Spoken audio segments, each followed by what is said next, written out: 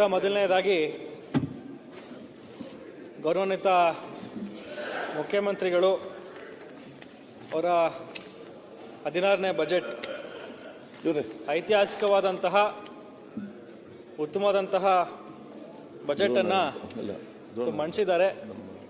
ಅವರಿಗೆ ತುಂಬದ ಧನ್ಯವಾದಗಳನ್ನ ಹೇಳಲಿಕ್ಕೆ ನಾನು ಬಯಸ್ತೇನೆ. ವಿಶೇಷವಾಗಿ ಈ ಒಂದು ಬಜೆಟ್ನಲ್ಲಿ Baba Saheb doctor B R Ambedkar ಅವರ ಹೆಸರಿನಲ್ಲಿ 2 ಫೆಲೋಶಿಪ್ ಕಾರ್ಯಕ್ರಮಗಳನ್ನು ಘೋಷಣೆ ಮಾಡಲಾಗಿದೆ. ಸುಮಾರು 1 ಕೋಟಿ ವೆಚ್ಚದ ಫೆಲೋಶಿಪ್ ಕಾರ್ಯಕ್ರಮವನ್ನು ಘೋಷಣೆಯನ್ನು ಮಾಡಲಾಗಿದೆ.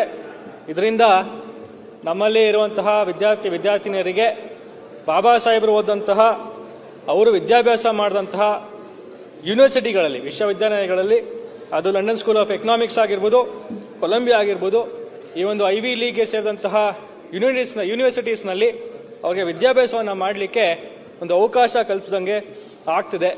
ಜೊತೆಗೆ ಮುಖ್ಯಮಂತ್ರಿಗಳ ವಿಶೇಷ ಅನುದಾನದಲ್ಲಿ ಸುಮಾರು 8,000 ಕೋಟಿಗಳನ್ನು ಮೀಸಲಿಟ್ಟು ಯಾವ ರೀತಿ ಹಿಂದೆ ಕಳೆದ ಬಜೆಟ್ನಲ್ಲೂ ಕೂಡ ನಮಗೆ ವಿಶೇಷ ಅನುದಾನವನ್ನು ನೀಡಿ ನಮ್ಮ ಕ್ಷೇತ್ರದ ನಂಜನಗೂಡು ವಿಧಾನಸಭಾ ಕ್ಷೇತ್ರದ ಸಮಗ್ರ ಅಭಿವೃದ್ಧಿಗೆ ನಮಗೆ ಅನುಕೂಲವನ್ನು ಮಾಡಿಕೊಟ್ಟಿದ್ದಾರೋ ಅದೇ ರೀತಿ ಈ ಬಾರಿಯೂ ಕೂಡ ಅತಿ ಹೆಚ್ಚು ಅನುದಾನವನ್ನ ವಿಶೇಷ ಅನುದಾನ ನಮಗೂ ಕೂಡ ನೀಡ್ತಾರೆ ಅಂತ ನಮಗೂ ಕೂಡ ಭರವಸೆ ಇರುವಂತದ್ದು.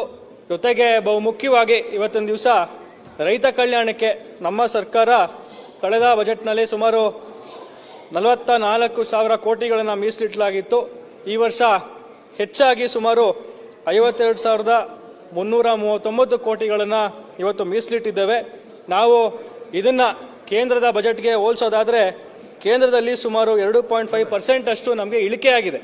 ರೈತ ಕಲ್ಯಾಣದ ಸ್ಕೀಮ್ಗಳಿಗೆ ನಮಗೆ ಇಳಿಕೆಯಾಗಿದೆ. ಆದ್ರಿಂದ ನಮ್ಮ ಸರ್ಕಾರ ಸದಾಕಾಲ ರೈತರೊಂದಿಗೆ ಇದೆ. ರೈತರ ಕಲ್ಯಾಣಕ್ಕಾಗಿ ಪ್ರಗತಿಗಾಗಿ ಸದಾಕಾಲ ಕಾರ್ಯಕ್ರಮಗಳನ್ನ ರೂಪಿಸ್ಕೊಂಡು ಬರ್ತಾ ಇದೆ.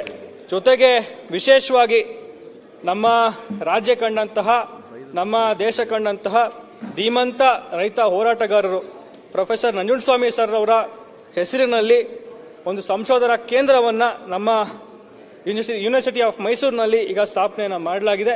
ಅವರು ಕೂಡ ನಮ್ಮ ಸರ್ಕಾರ ಗೌರವಾನ್ವಿತ ಮುಖ್ಯಮಂತ್ರಿಗಳು ಗೌರವವನ್ನು ಇವತ್ತು ಸಲ್ಲಿಸಿದ್ದಾರೆ. ಹಾಗಾಗಿ ನಮ್ಮ ಸರ್ಕಾರ ನಮ್ಮ ನಂಜನಗೂಡು ವಿಧಾನಸಭಾ ಕ್ಷೇತ್ರಕ್ಕೆ ನಮ್ಮ ನಂಜನಗೂಡು ತಾಲೂಕಿಗೆ ಅದರಲ್ಲೂ ಬಹು ಮುಖ್ಯವಾಗಿ ನಮಗೆ ಕೆಶಿಪ್ 4ನಲ್ಲಿ ಒಂದು ಮುಖ್ಯವಾದಂತಹ ರಸ್ತೆ ಹುಳ್ಳಳ್ಳಿ ನಂಜನಗೂಡು ತಗಡೂರು ಸಂತೆಮರಳ್ಳಿಗೆ ಹೋಗುವಂತ ರಸ್ತೆ, ಈ ಒಂದು ಉತ್ತಮವಾದಂತಹ ರಸ್ತೆಯನ್ನ ನಮಗೆ ಕಲ್ಪಿಸಿಕೊಟ್ಟಿದ್ದಾರೆ. ಇದು ಸುಮಾರು 55 ಕಿಲೋಮೀಟರ್ ಇರುವಂತಹ ರಸ್ತೆ. ಹಾಗೆ ನಮ್ಮ ತಗಡೂರಿನಲ್ಲಿ ನಮ್ಮ ನಂಜನಗೂಡು ತಾಲೂಕಿನ ತಗಡೂರಿನಲ್ಲಿ ಇರುವಂತಹ ಕಮ್ಯುನಿಟಿ ಹೆಲ್ತ್ ಸೆಂಟರ್ ಅನ್ನ ಅಪ್ಗ್ರೇಡ್ ಮಾಡಿ ಮೇಲ್ದರ್ಜೆಗೇರಿಸಿ ಸುಮಾರು 100 ಬೆಡ್ಗಳ ಹಾಸ್ಪಿಟಲ್ ನಿರ್ಮಾಣಕ್ಕೆ ಈಗ ಬಜೆಟ್ನಲ್ಲಿ ಘೋಷಣೆ ಆಗಿರುವಂತದ್ದು. ಅದರಿಂದ ಈ ಎಲ್ಲ ಕಾರ್ಯಕ್ರಮಗಳು ಜೊತೆಗೆ ಸುಮಾರು 500 ಕೋಟಿ ವೆಚ್ಚದಲ್ಲಿ ಫಿಲಂ ಸಿಟಿಯನ್ನು ಕೂಡ ನಮ್ಮ ಚಿಕ್ಕೇಂಚತ್ರ ಹೋಬಳಿ ನಂಜನಗೂಡು ತಾಲೂಕು ಬರ್ತದೆ, ಅಲ್ಲೂ ಕೂಡ ಅದಕ್ಕೆ ಪೂರಕವಾದಂತಹ ವಾತಾವರಣ ಈಗಾಗಲೇ ನಿರ್ಮಾಣ ಆಗಿರುವಂತದ್ದು.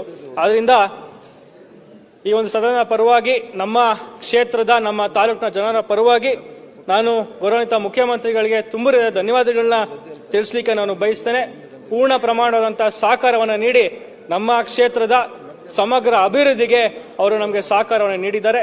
ಅದರಿಂದ ಗೌರವಾನ್ವಿತ ಮುಖ್ಯಮಂತ್ರಿಗಳಿಗೆ ತುಂಬ ಧನ್ಯವಾದಗಳನ್ನ ತಿಳಿಸಿ ಅವಕಾಶಕ್ಕಾಗಿ ತಮಗೂ ಕೂಡ ಧನ್ಯವಾದ ಸಲ್ಲಿಸಿ ನನ್ನ ಮಾತನ್ನು ಮುಗಿಸ್ತಾರೆ.